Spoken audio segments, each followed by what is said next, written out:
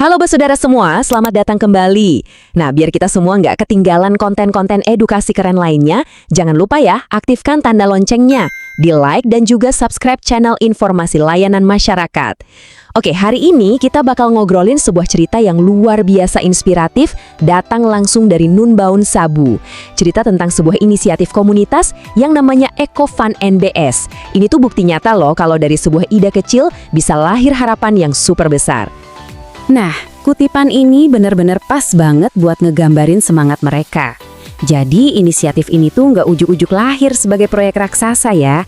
Justru sebaliknya, ini dimulai sebagai sebuah langkah kecil, tapi didorong oleh visi yang gede banget. Yaitu sebuah komunitas yang mandiri secara ekonomi, tapi di saat yang sama juga super peduli sama lingkungannya. Oke, sekarang kita coba bedah akarnya ya. Dari mana sih semua ini berawal? Ternyata, kelompok usaha bersama Eco Fund NBS ini bukan ide yang datang dalam semalam. Inisiatif ini tuh kayak percikan api yang lahir dari sebuah tindak lanjut, dari sebuah pelatihan yang diadakan di Kecamatan Alak. Keren kan? Dari pelatihan jadi gerakan nyata. Yang bikin gerakan ini spesial banget, itu adalah tujuannya yang seimbang. Mereka tuh nggak milih, ekonomi aja, atau lingkungan aja deh. Nggak gitu.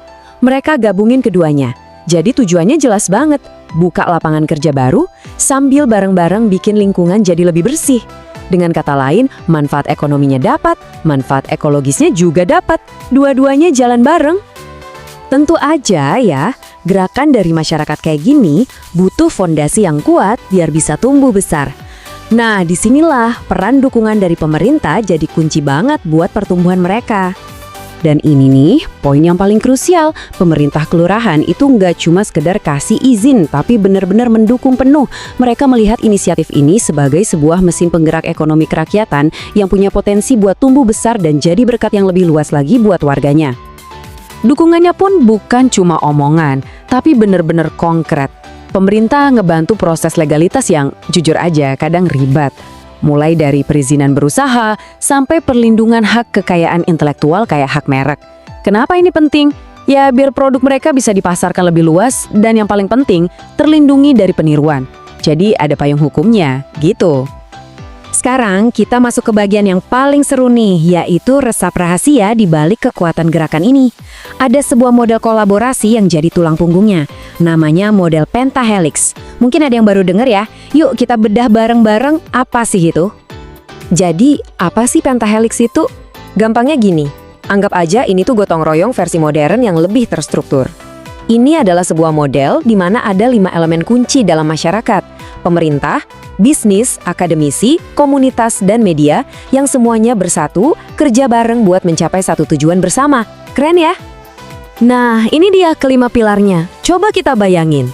Pemerintah berperan sebagai fasilitator yang kasih lampu hijau legalitas. Dunia usaha bisa bantu lewat investasi atau jaringan distribusi. Dunia pendidikan nyumbang ilmunya, risetnya. Media pers bantu nyebarin cerita baik ini biar makin banyak yang tahu. Dan tentu saja, intinya, jantungnya, ya masyarakat itu sendiri sebagai penggerak utamanya. Poin ini penting banget buat kita garis bawahi lagi.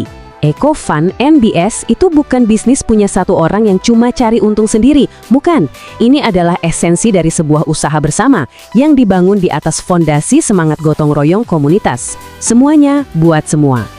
Oke, setelah kita paham model pentahelixnya, pertanyaannya sekarang, gimana cara kita menyalakan mesin ini? Nah, jawabannya ada di pilar keempat dan kelima tadi, yaitu kita semua. Komunitas adalah bahan bakar utama yang bikin kolaborasi ini terus jalan dan makin kencang.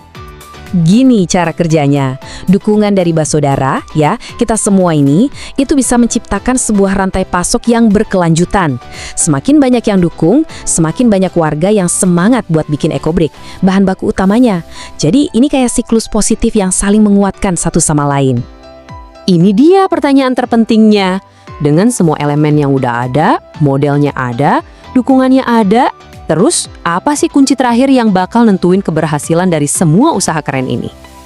Jawabannya, ternyata sesederhana, tapi sekuat ini. Saling mendukung dan saling menguatkan.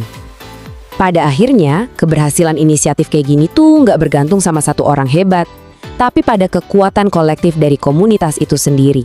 Kekuatan kita bersama. Jadi, yuk kita coba arahkan pandangan kita ke depan. Apa sih visi jangka panjang yang pengen dicapai lewat semua usaha bareng-bareng yang luar biasa ini? Dan ternyata, di balik semua strategi dan model kolaborasi tadi, ada sebuah prinsip yang dalam banget dan jadi fondasinya. Semangat buat saling dukung ini ternyata didasari oleh semangat untuk mengasihi sesama, sebagai wujud dari keyakinan mereka. Indah banget ya? Dan inilah pesan utama yang bisa kita bawa pulang. Teruslah berkarya, sekecil apapun itu. Karena dengan karya bersama, langkah-langkah kecil itu benar-benar akan mewujudkan harapan yang besar. Sebuah komunitas yang mandiri dan berdaya. Salam sehat, komunitas berdaya.